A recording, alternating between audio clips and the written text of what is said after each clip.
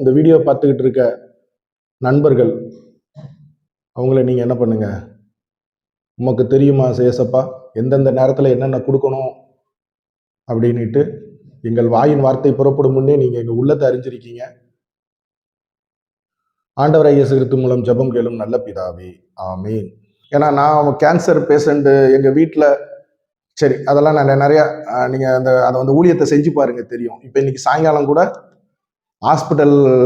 Hospital attender இருப்பாங்க பார்த்தீங்களா, அவங்களுக்கு நம்ம யூத் பசங்களை வச்சு என்ன பண்ணுறோம், இப்போ அங்கே தான் கிளம்பிக்கிட்டு இருக்கேன். சாயங்காலம் சாப்பாடு கொடுக்க போகிறோம். ஹாஸ்பிட்டலில் இருக்கிற நோயாளிகளோட அந்த வெளியே காத்து கிடப்பாங்க பாருங்க, கொசுக்கடியில் பொண்ணு மருமக பிரசவத்துக்குள்ள இருப்பாங்க வயிற்று வலியோட.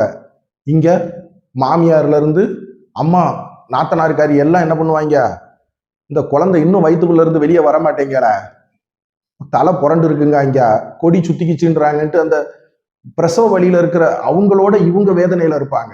அவங்க குடும்பம், கணவனுக்கு கை கால் உடல் உறுப்பு துண்டிக்கப்பட்டிருக்கும். மனைவி இங்க என்ன பண்ணுவாங்க, மனைவிக்கு ஒரு கேன்சர் இல்ல ஏதோ ஒரு கட்டி ஆபரேஷன்.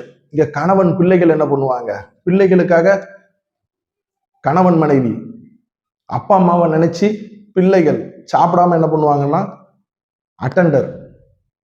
ஒரு நாள் ஹாஸ்பிட்டலுக்குள்ள போய் பாருங்க, நோயாளிகளோட அட்டெண்டர்கள் படுற கஷ்டம் இருக்கு பாருங்க. நோயாளிகளுக்கு கூட வேலைக்கு சாப்பாடு கவர்மெண்ட் இந்த வீடியோ பார்த்துக்கிட்டு இருக்க உங்களோட என்னோட வரி பணத்துல கொடுத்துட்றாங்க. ஆனா அட்டெண்டர்களுக்கு அவங்க போய் சாப்பிடலான்னு போற நேரத்துல, ஏம்மா உன் வீட்டுக்காருக்கு குளுக்கோஸ் ஏற்ற போறாங்க வா, அந்த அம்மா சாப்பிடாம ஓடணும். அங்க வெளியே போய் பார்த்தா ஹோட்டல் இருக்காது.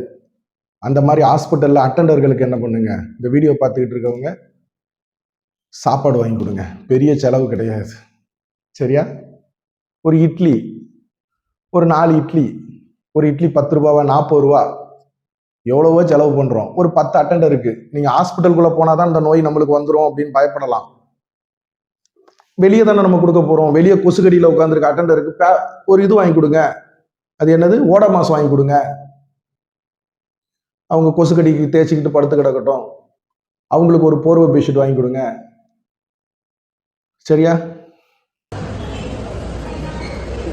சரி. ஐயா ஃபோன் நம்பர் இருக்கா? ஐயா பேர்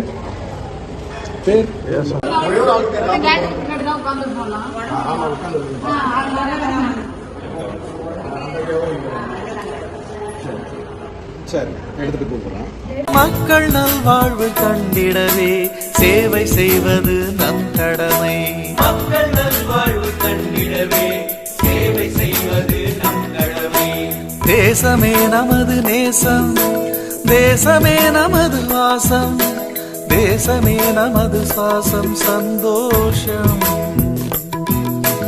தேசமே நமது வாசம், தேசமே நமது சுவாசம் சந்தோஷம்.